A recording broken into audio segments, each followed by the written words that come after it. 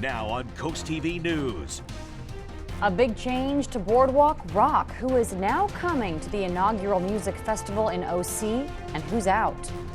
Detectives investigate a Smyrna shooting, what we are finding out tonight. And it has been an absolutely sensational Mother's Day on Delmarva, with many areas reaching the lower 80s under mostly sunny skies. And fortunately, I'm tracking a round of unsettled weather that's going to kick off this week. I'll break down all the rain chances coming up. Spend time with Mom along the coast, what local restaurants say they saw this year. This is CoastTV News at 6. Lewes lodging and how to tax it back in the hot seat again. Good evening. I'm Madeline Overturf. Welcome to CoastTV News at 6. In just 24 hours, Lewes will discuss implementing a 2% lodging tax. This will affect hotels within the town limits and comes on top of an already existing 8% lodging tax. Owners of properties within Lewes not happy with the potential raise in prices. I mean, everything has gone up in the last couple years. Insurance rates, utilities, and I think all of us try to maintain a consistency of pricing for the guests, because we get wonderful guests that come to Lewes. And I think, when people say, well, it's only 2%, well, things add up. Council meets Monday night at 5:30, and if this tax goes into effect, it will not apply to reservations made before January 1st, 2026. Lewes is also considering increasing the tax on short-term rental properties. Lewes considering to increase that tax to 5.5%. It's currently 5%. The city considers short-term rentals anything less than 30 days. Just like that possible tax on hotels, it's been faced with concern. People that come to rent, they tend to spend money in the community. They go to restaurants, they go to the parks and the different things in the community. So they're actually bringing in more money through staying, and it's going to discourage those people.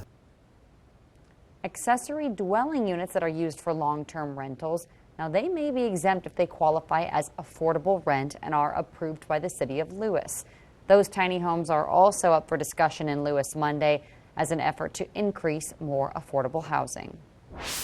A 34-year-old woman was shot as she sat inside her home in Smyrna. That is according to state police. Troopers say the 34-year-old was on Clayton Avenue in her home around 4:30 a.m. on Saturday. Now, she is expected to be okay. Police are searching for who is responsible. Big news for music lovers. Rob Zombie will now be playing at the inaugural Boardwalk Rock Festival. That's next weekend in Ocean City. Rob Zombie plays Saturday at 6:50 p.m. Zombie was added after the group Alice in Chains dropped out. The group says it is canceling all performances due to member Sean Kinney's health, saying that's their top priority, saying in part, quote, although the issue requires immediate attention, his long-term prognosis is positive. The group going on to say they sincerely appreciate everyone's understanding and support. We have all you need to know about Boardwalk Rock. You can do that right now on our website, CoastTV.com, or our app. Ocean City is packed full of cars, with families taking the time to celebrate Mother's Day together. CoastTV News reporter Kevin Zappé shows us how businesses benefited from Mom's Big Day. In Ocean City, thousands of their mom on Mother's Day. Just be nice to your mom. Whether it's on the boardwalk or eating out. Cindy Zweigbaum, one of the owners of the Bayside Skillet, says today always brings in crowds. I'm too busy to do this interview, we're so busy. Just like the Bayside Skillet, restaurants in Ocean City are full of diners wanting to spend time with their moms. And after a bite, you could find families on the boardwalk for an amazing stroll along the coast. And Luke Miller has nothing but kind words to say to his mother. I love her very much because she's always supportive and she's nice, and even when we make mistakes, she cheers us on. According to Zweigbaum, this has been one of the busiest days so far in 2025 and is completely different from last year's Mother's Day. Mother's Day always brings out a crowd for breakfast. It's a great time to celebrate. We have beautiful weather. Last year the weather was terrible. And today it's awesome, so we're enjoying a busy day. With today almost to a close, be sure you wished your mom a happy Mother's Day. I'm Kevin Zappé in Ocean City, CoastTV News. And Mom had a great day as we take a live look into Rehoboth Beach. Just a banner weather day. Our first alert meteorologist, Chris Mastrobuono, joins us now. Good evening, Chris. Good evening, Maddie. Yeah, an absolutely picture-perfect Mother's Day on Delmarva. Many areas reaching the lower 80s. 84 was our high in Georgetown, 82 Salisbury, lower 80s across the eastern shore, a high of 77 in Ocean City. Looking live into Dover right now, 76 degrees. Winds have been relatively calm for the most part, but a bit cooler at the coast as we had a sea breeze kick in. 67 Rehoboth Beach, we're at 66 in Bethany, 78 in Georgetown, and we're at 78 in Laurel. You can see winds are out of the southwest, anywhere between about 5 to 10 miles an hour. It's going to be a gorgeous evening as temperatures fall into the 70s to eventually the 60s by around 10. Eventually we'll bottom out in the mid 50s through the overnight. We are dry at the moment, just a few thin cirrus clouds. High pressure keeping this system at bay for now, but eventually this system is going to make it into our neck of the woods. So we begin the week with a lot of clouds, but still on the mild side. Late shower Monday, but then the unsettled weather really begins to kick in Tuesday through Thursday as we see scattered showers across the area. And then by week's end, it feels like summer once again with temperatures in the mid 80s. With thunderstorm threats. We'll break down the latest timing of the rain coming up in the full 7-day forecast. Maddie? Thank you, Chris. The world's Catholics welcomed their new pope this week, the first pope from North America, Chicago-born. Reed Binion shows us what the new Pope Leo emphasized in his first Sunday blessing. Buona Domenica! Pope Leo XIV walked out onto the balcony of St. Peter's Basilica Sunday to thunderous applause from an ecstatic crowd to deliver his first Sunday blessing and first Vatican address since his election. Officials in Rome prepared for 150,000 people to gather in St. Peter's Square. Ahead of the Pope's address, the entire area was alive with music as hundreds of musicians from around the world marched into the square. Taking the balcony, the new pontiff led the faithful before him in the Regina Coeli, or Queen of Heaven prayer, for the first time. He surprised the crowd by singing part of the prayer. Hallelujah! In his first Vatican address since his election, Pope Leo issued a call for peace. In today's dramatic scenario of a third world war being fought piecemeal, as Pope Francis said, I too turn to the world's leaders with an ever-timely appeal. Never again war. The Pope called for peace in Ukraine, a ceasefire in Gaza, as well as humanitarian aid and the release of hostages. He also said he welcomed the announcement of the ceasefire between India and Pakistan. As massive as the crowd was Sunday, even greater numbers are expected to fill St. Peter's Square during Pope Leo's installation Mass on Sunday, May 18th. I'm Reed Binion reporting. In case you didn't know, the Pope is also a Villanova alum. He was a math major. This morning, the university's president recalled the moment that the school, in the middle of finals, found out. Everybody was out in the hallways and in the campus area, yelling and screaming and celebrating. And all this brings us to our CoastTV poll. We want to know what's most interesting to you about the new Pope. Take a look at your screen. So far, 52% say it's that he's American, though dual citizenship math major Villanova alum getting a little bit of the vote. Emphasis on charity getting 27%. And we do have a comment this evening. Karen from Millville says it's nice to have the Pope trained Augustinian at Villanova. Well, if you would like to leave a comment or vote, you can still do that on our website right now. Still to come on Coast TV News at 6. A chance to adopt rescued chicks, the harrowing circumstances that led to this.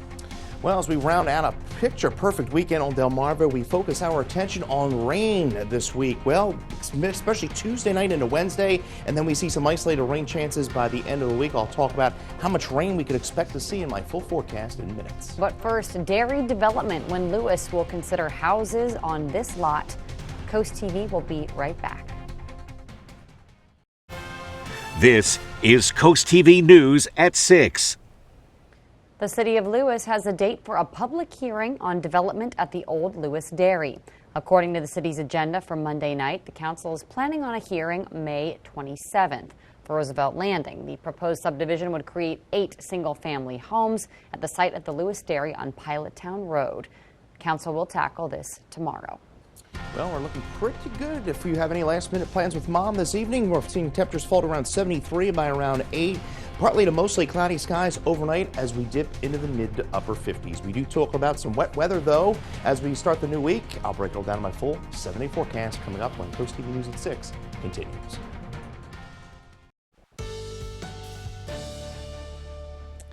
Well, I hope all the moms had a wonderful Mother's Day. I tell you what, couldn't do much better weather-wise. We had mostly sunny skies, and it's going to be a pretty nice evening before we see some unsettled weather roll in to start the week. Lewes looking pretty good there. Clear skies, 81 degrees. Winds have been pretty calm. We've seen more of a sea breeze kick in our southern shore communities, but we are looking at temperatures falling into the 70s through the evening under partly cloudy skies. Then we'll see mostly cloudy skies through the overnight. Making our way south, 67 in Rehoboth Beach. We're at 68 Bethany, 79 Long Neck, 78 Georgetown, we're 80 Bridgeville, and we're at 76 in Salisbury. As we take a look at some Mother's Day history, well, the record 90 degrees set back in 1965, record low 28 set back in 1966, and back in 1990 we had picked up over 2 inches of rain, and we were far from that today.